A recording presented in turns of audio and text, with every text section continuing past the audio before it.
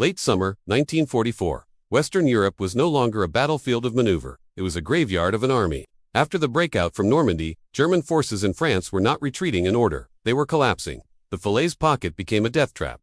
Tens of thousands of German soldiers were captured. Thousands more were killed. Burned-out tanks, shattered artillery, and abandoned trucks stretched for miles along the roads of France. Entire divisions ceased to exist. When Field Marshal Walter Model arrived to stabilize the front, he did not find an army. He found fragments. Exhausted soldiers without rifles. Officers without units.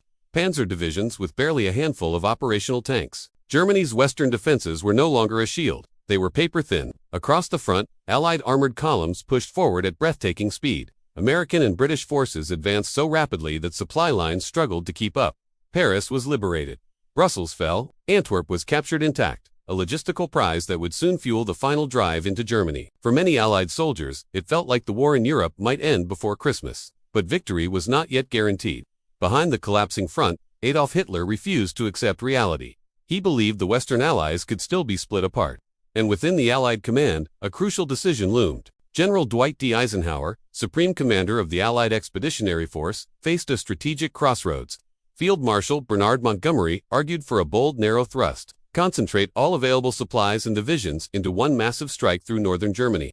Drive straight for the Ruhr, the industrial heart of the Reich. End the war with one decisive blow. Others, including General Omar Bradley and General George Patton, supported a broad front strategy. Advance everywhere. Keep constant pressure along the entire line. Prevent the Germans from regrouping.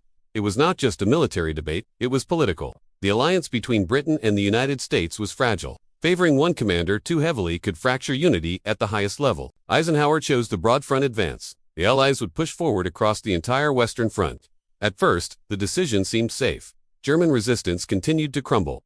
Fuel shortages crippled their mobility. The Luftwaffe was nearly absent from the skies. But as Allied forces approached the German border, momentum began to slow. Supply lines stretched dangerously thin. Ports were not yet fully operational. Rain turned roads into mud. And then, in December 1944, Germany struck back. From the forests of the Ardennes came one final gamble, the Battle of the Bulge. Hitler had concentrated his last reserves of armor and manpower into a surprise winter offensive. For weeks, brutal fighting raged in freezing conditions. The German army, thought to be broken, proved it still had claws, but the gamble failed. By January 1945, Germany's final reserves were shattered. The Western Allies crossed the Rhine in March.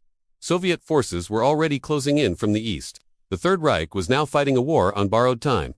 By May 1945, Nazi Germany surrendered unconditionally. The collapse that began in the fields of France had become complete. An army that once dominated Europe lay in ruins.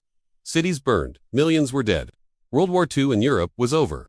But its consequences would shape the world for generations.